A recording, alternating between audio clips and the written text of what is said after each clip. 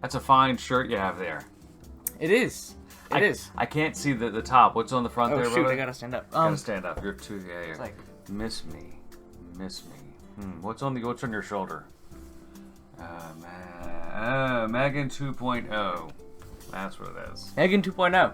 Yes. The confounds of my high-tech studio don't allow us to show off the shirt. But we saw this film, didn't we? We did, indeed. Yeah. What'd you think about this film, brother?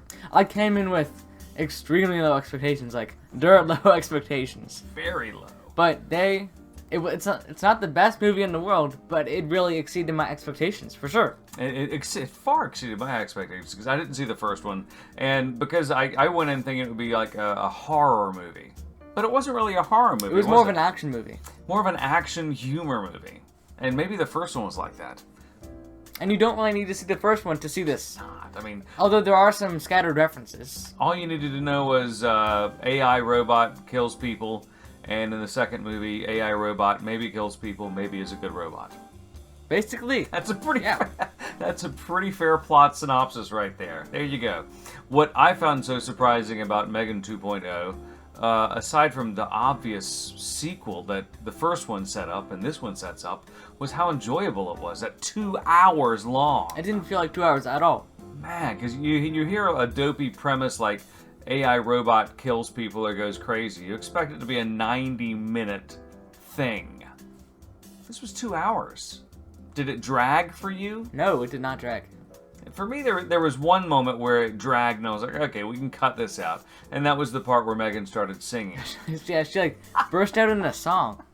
And it was weird. quite strange. I mean, you say that out loud, and it sounds really strange, like a Monty Python sketch. But it worked. It did. I didn't know the song, but I didn't know the song worked. at all, but it worked, man. Yeah, people started singing along in the theater. It was strange. People knew it. Yeah. And people knew the film, and they really enjoyed it in the audience. And for me, you don't want to say it was a feel-good movie because it's about a robot killing people, or maybe not killing people, or killing bad people. Because we're not going to give away spoilers here. Nope. But it was enjoyable. It was just so darn enjoyable. And I think that the lesson learned here is it better, maybe the conversation, maybe not the lesson, is it better to go into a movie with low expectations and be really, really entertained, or to go in with high expectations and be mildly disappointed? I'd go in and feel really like dirt low, because then you're happy at the end. Yeah. And this, I was happy. I would pay to see this movie for sure. I would pay to see it. And this could be I hate to bring in the MCU and however, but I think the MCU tainted movie audiences for so long because they were like, is this the best Marvel movie ever?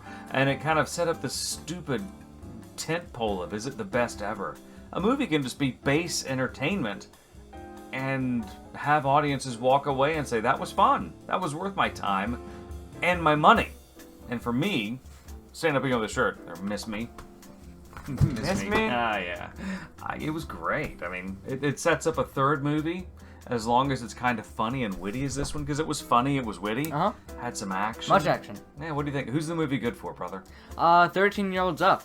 And, you know, if you like action, sure. Send your 12-year-old.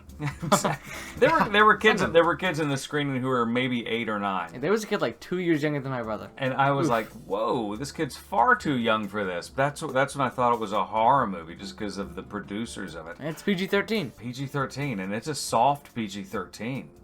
I think it was PG-13 maybe because of the violence.